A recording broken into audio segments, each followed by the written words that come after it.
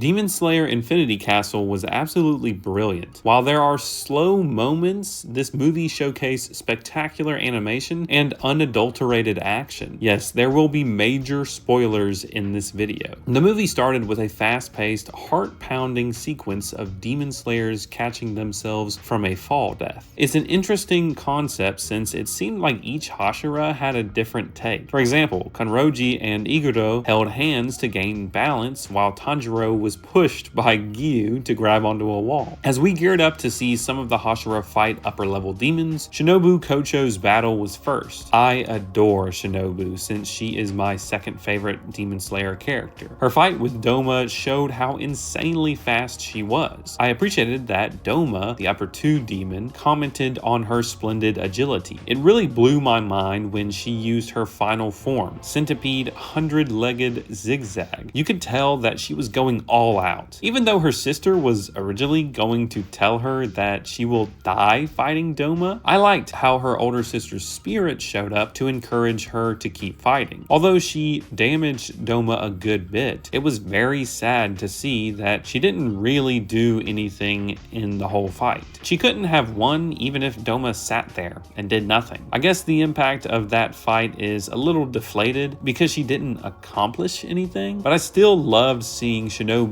at her peak. It's a shame that she didn't get matched up with a different demon. It honestly left a bad taste in my mouth because I actually had her death spoiled for me. I thought she would do something like, oh, permanently injure the demon in a way, or give time for another demon slayer to finish the demon off, but that didn't happen. I felt as though it was like a rehash of Rengoku's death, but in that one, he was kind of sort of close to winning. Shinobu, though, had no chance. Shinobu, exercising all of her resources and skills to attack with ferocity, did show the lengths humans will go to using willpower alone. RIP, next fight. Zenitsu's battle with the upper 6 demon was highly unexpected. I had no idea who this guy was, and even though we got some backstory for Zenitsu's senpai, I really didn't think it was all that interesting. It's like in this anime, there's one thing that the battle is about, and the Demon Slayer always kind of wins emotionally. Now, they might die in the process of conquering their fears, but if they survive, they usually just do something new or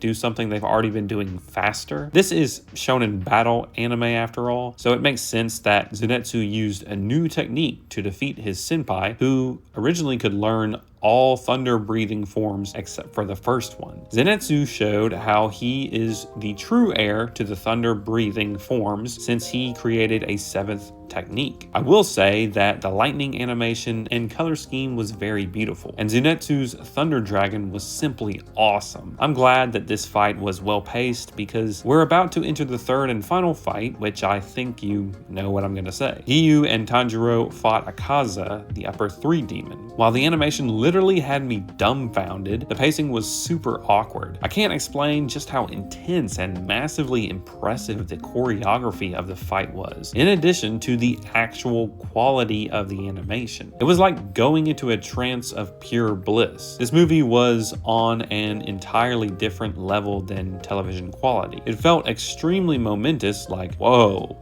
now this is cinema. The ambiance was much more high class than the week-to-week animation we normally see. This took time, and they perfectly crafted each sequence. Now, I liked the fact that Tanjiro had to overcome his basic sense of fighting. He had to go beyond into a realm of transparency, a high spiritual place with no intent to kill, just like he had seen from his father killing that bear. I think this power-up was more believable than the others, since we knew that Tanjiro has had flashes of otherworldly powers before. He seems to grow at a reasonable pace, and that's what makes him and Giyu fighting Akaza believable. Eventually, Tanjiro uses his newfound power to slice Akaza's head off, but surprise, surprise, he doesn't die. Instead, he tries to become something more, like Muzan. Now, this is the most repetitive and annoying thing about this movie, and Demon Slayer as a whole. The demon's head isn't actually its head. The demon fights back. He eventually gets an incredibly long backstory that's is really boring. Yeah, no one wants to see the demon that we have been trying to kill for the past 30 minutes get a little story about how he was mistreated when he was young. Sure, I get that we tried to redeem them a little, but I never really liked this formula. So Akaza unalives himself, and sure, it's a cool symbolic way to show how Tanjiro defeated him properly, but it fell kind of flat after 30 minutes of boring screen time. My overall thoughts on Demon Slayer Infinity Castle are kind of mixed. On one hand, yes, the animation and fight scenes were the best they have ever been, and they are the best fight scenes in all of anime